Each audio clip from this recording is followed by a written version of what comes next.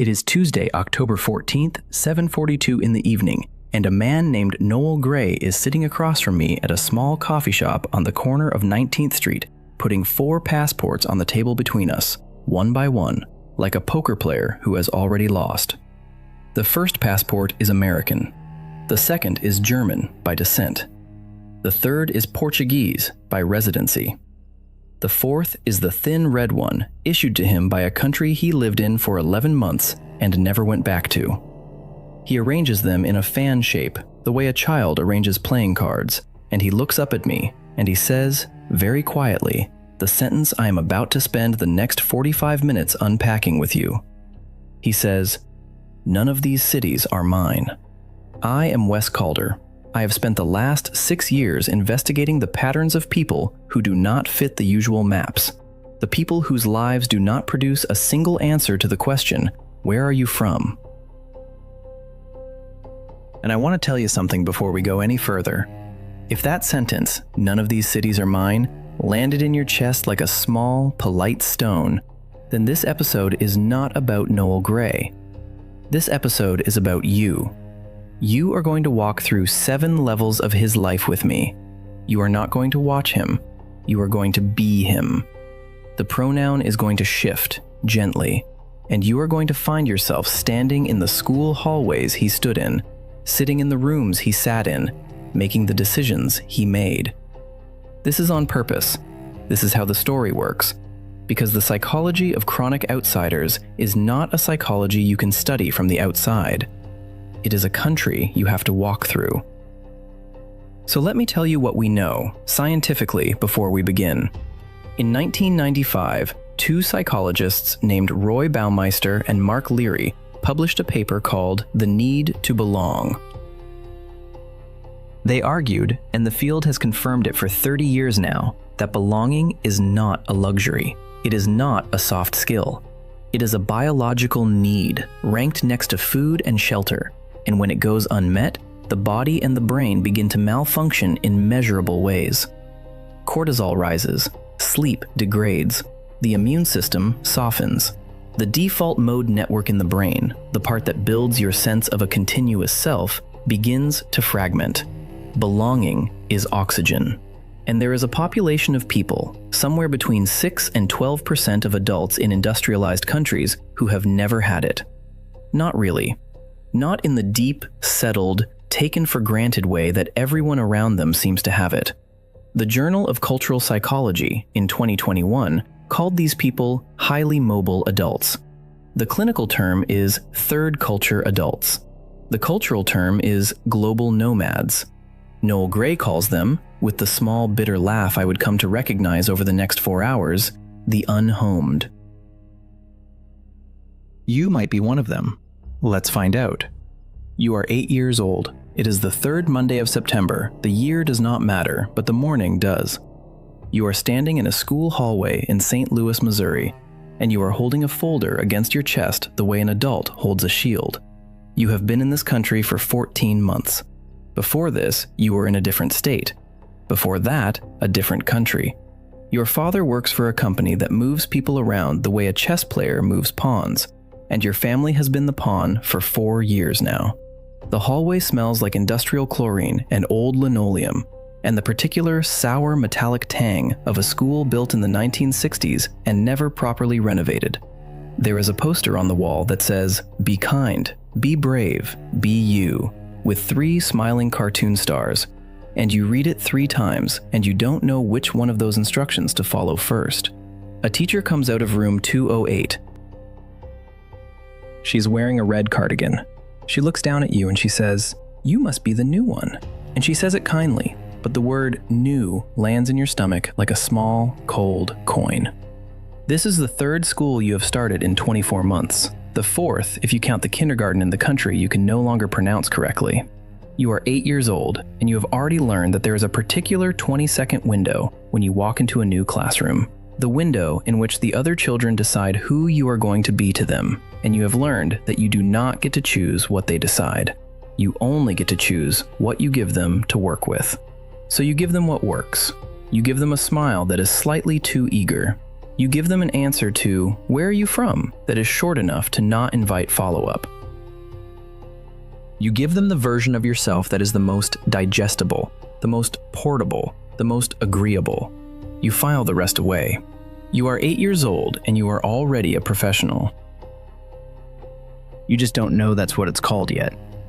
You are 16 years old now. The compression of time in this story is going to be brutal, and I want you to feel it, because Noel Gray feels it.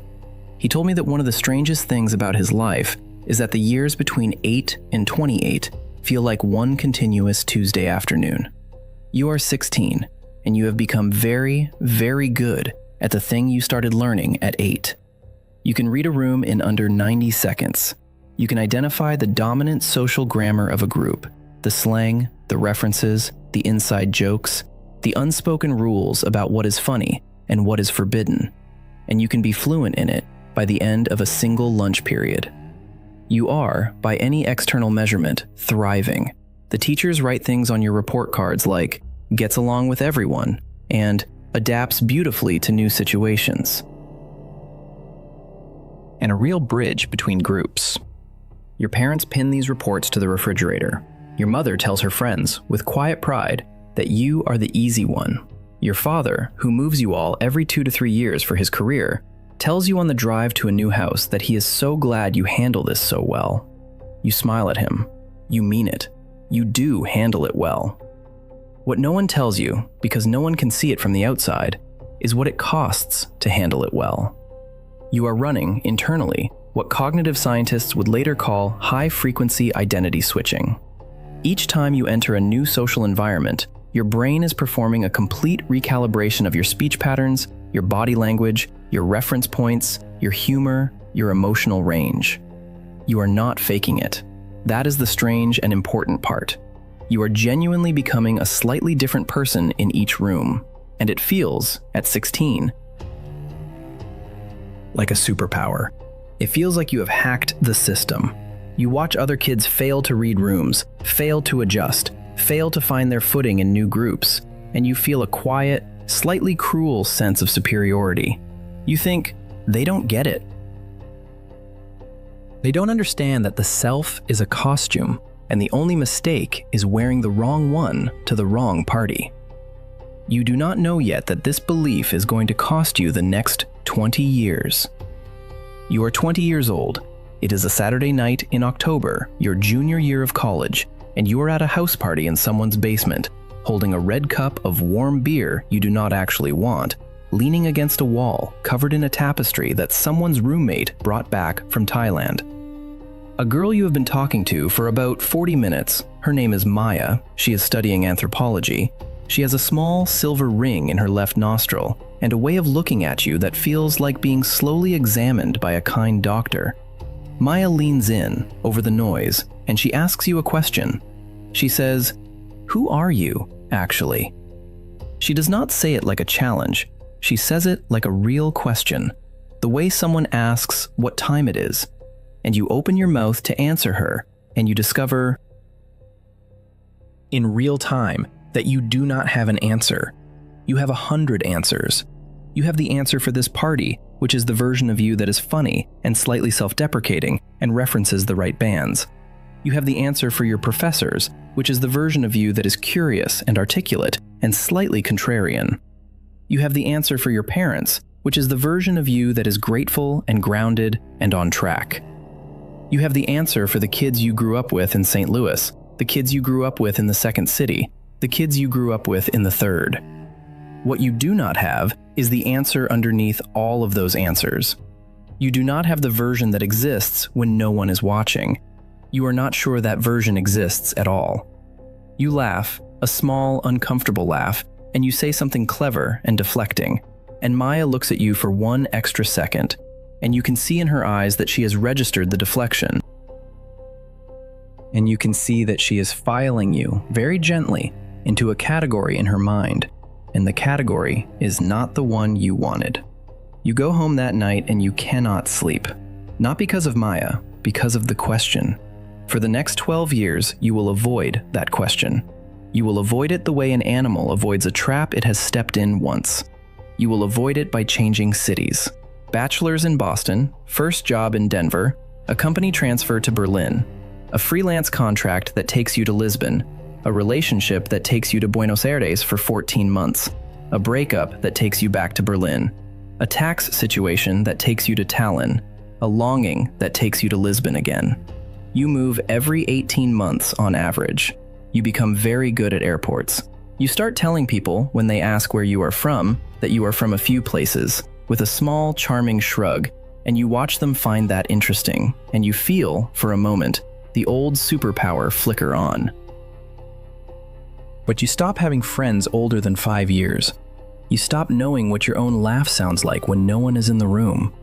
You stop, somewhere around 28, being able to remember the name of the dog you had when you were 10. By 32, you have 4 passports and 0 people who know your middle name. This is the moment in Noel Gray's life where the math arrives. I want to introduce you to someone. His name is Ellis. I want to introduce you to someone. His name is Ellis Brandt. He went to the same elementary school as Noel Gray in the year between the second move and the third. They sat next to each other in Mrs. Halloran's 4th grade class. They traded baseball cards on the bus. For 9 months, they were what 8-year-old boys consider best friends, which is to say they were inseparable in a way that adults forget is possible. Then Noel's family moved to the next city, and Noel did what Noel had already learned to do, which was to file Ellis carefully into the small mental drawer marked People from Before and close it. Ellis Brandt never moved. Not once. He grew up in that same house in St. Louis. He went to the same high school his father went to. He married a girl named Hannah he had known since they were 14. He works for a regional insurance company in the same building his uncle worked in, doing a job he describes, when he describes it at all, as fine. He has 2 children. He has a mortgage. He has the same 5 friends he has had since he was 16 years old. When Noel called Ellis after 24 years of silence on a Tuesday afternoon from a kitchen in Lisbon, Ellis picked up on the first ring. He said, "Noel." He said it like it had been 3 weeks. He said, "You good?" And Noel, who had not cried in 11 years, sat down on the kitchen floor and could not speak for a full minute. This is the moment the math arrives. I want you to sit with the numbers, because the numbers are the thing that finally cracks the story open. 14 moves, $23,084 in international shipping costs alone, not counting flights, not counting deposits lost, not counting furniture sold for 1/10 of its value because there was no time. 47 sublets, 9 languages, none of them spoken well enough to have a real argument in. 0 people in the entire world who know the name of the dog Noel had when he was 10. Her name was Pepper, by the way. She died when he was at college. He found out by email. Ellis Brandt has 1 home, 1 wife, 2 children, 5 friends, 1 job, 1 city, 1 version of himself walking around in 1 body, in 1 place, being witnessed continuously every day for 38 years. And the thing that breaks inside Noel, the thing that breaks inside you, sitting on that kitchen floor in Lisbon at 2 in the afternoon with a phone pressed against your ear, is not envy. Envy would be easier. Envy you could feel and dismiss. What breaks is the realization that you have been telling yourself for 20 years that you were a traveler, that you were collecting experiences, that you were broadening yourself, that you were, in some quiet way you would never say out loud, more interesting than the Ellis Brandts of the world, the people who stayed.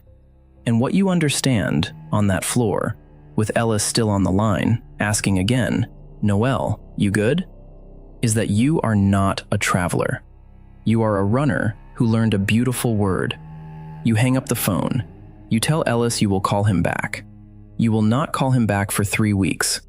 You will need those 3 weeks for what comes next. It is 3:14 in the morning. The window of your apartment in Lisbon is open because the radiator does not turn off, and the air in here is too thick to breathe. You can hear, from the street 4 floors below, 2 men arguing in Portuguese about something neither of them really cares about. Their voices rise and fall in a rhythm you have learned to find comforting, the way some people find rain comforting, because it is a sound that requires nothing of you. You are sitting on the edge of your bed. You have not been to sleep. You are holding a mug of cold tea in your hands, and you are doing something you have not done in 20 years. You are being honest with yourself. Here is what you are admitting, in the dark, with no one watching.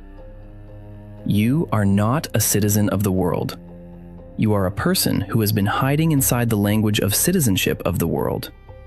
You have been using mobility the way other people use alcohol, or work, or relationships that never quite become real. It is a substance. It has a function. The function is to make sure that no one ever sees you long enough to know you, including yourself. Every time someone in your life began to get close, every time a friendship began to require something of you, every time a relationship began to ask for the version of you that exists when no one is watching, every time a city began to feel like it might actually become a home, you moved. You always had a reason. The reasons were always good. The reasons were always real. A job, a visa, a tax situation, a lease ending, a relationship souring, a city changing. But underneath all of the reasons, there was one reason. The reason was that being seen for too long felt unbearable, because you did not know who they would be seeing. And here is the second thing you admit, the one that takes another half hour to surface. You cannot go back. You cannot go back to St. Louis. There is no Noel Gray in St. Louis. He left when he was 9. You cannot go back to Berlin. There is a version of you in Berlin, but he is 26 and his German is better than yours, and he wears clothes you would not wear now. You cannot go back to Buenos Aires. The woman is not there anymore, and even if she was, you are not the person she fell in love with. There is no city in your past where the real you is waiting. The real you was never in any of those cities. The real you has not been built yet, because you have never stayed in one place long enough to build him. The sentence that arrives at 3:47 in the morning is the sentence that ends the running. The sentence is, there is no version of me that exists yet. There's only a version of me that I have to make, and it cannot be made anywhere except here. Not because Lisbon is special. Lisbon is not special. Lisbon is just where you happen to be when the sentence arrives. It could have been Tallinn. It could have been Cleveland. The city does not matter.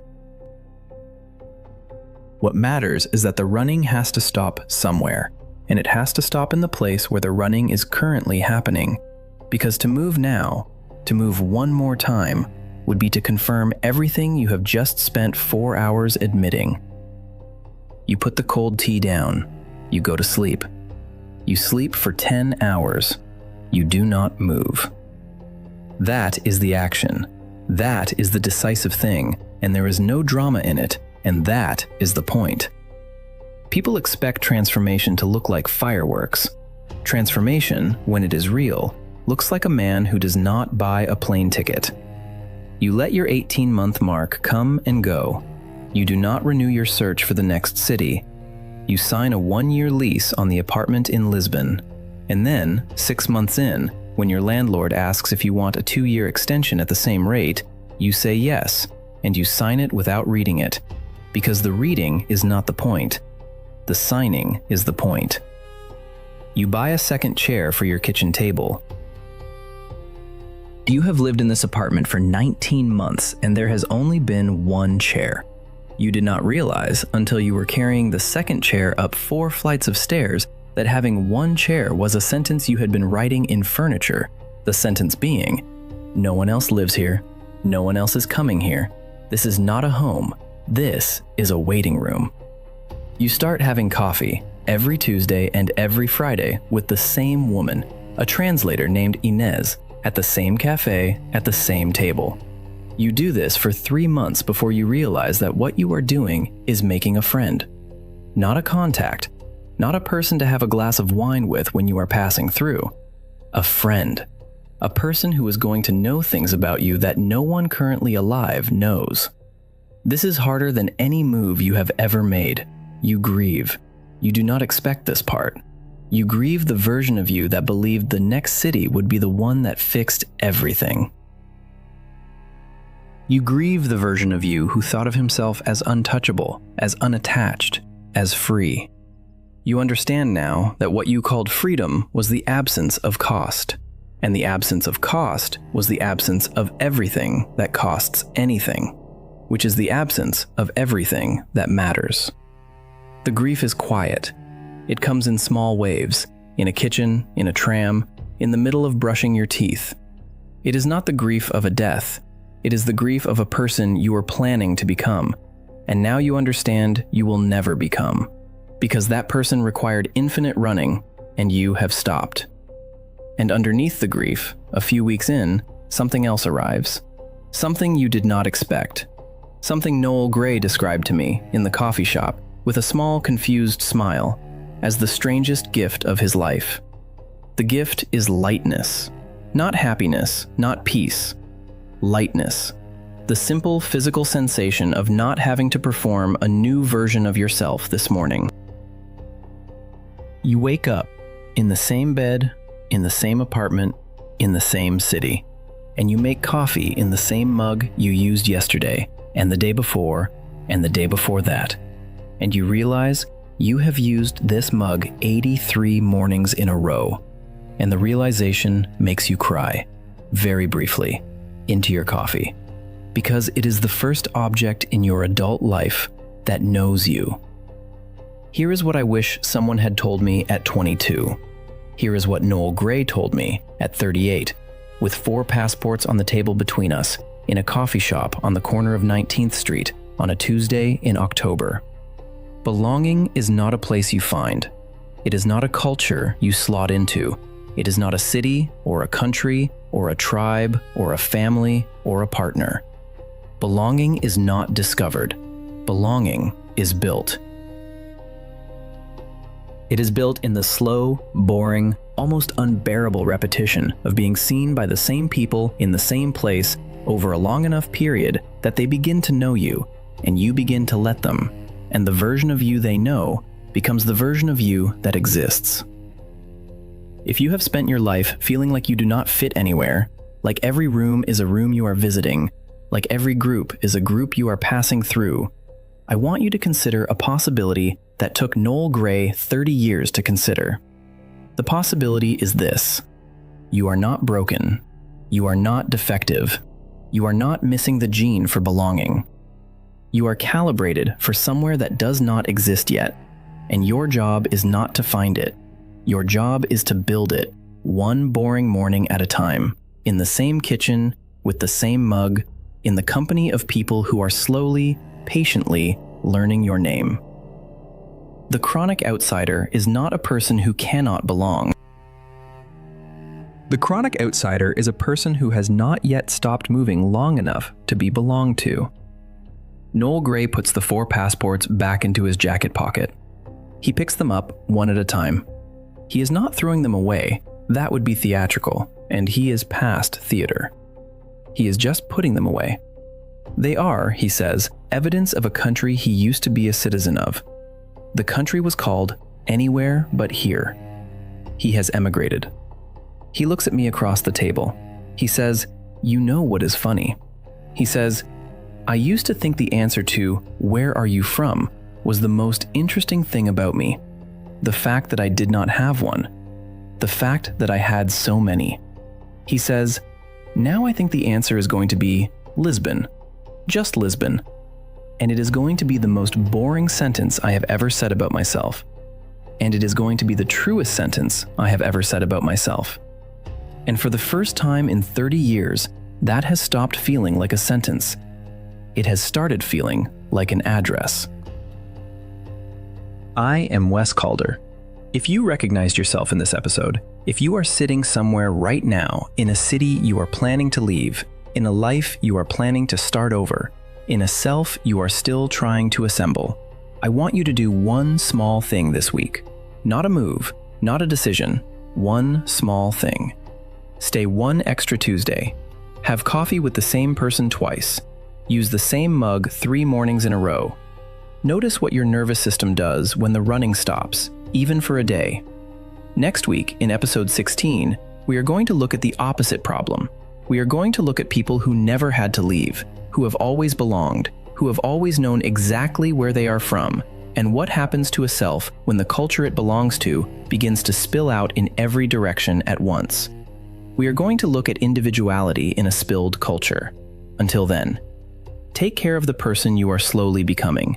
He is more patient than you think.